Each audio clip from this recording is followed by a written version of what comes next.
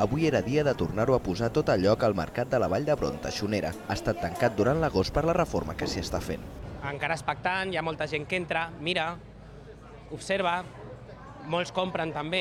S'ha de paciència, les obres són passades, ja ho sabem, però quedarà molt bé per la gent, que és el principal, per la gent que ha de comprar. Durant l'aturada del servei s'ha fet la part més important de l'obra. Han d'enderrocar el que és el lluernari, s'ha preparat el sostre per tal d'ubicar la nova direcció, la nova aula gastronòmica i preparar pel futur hort urbà.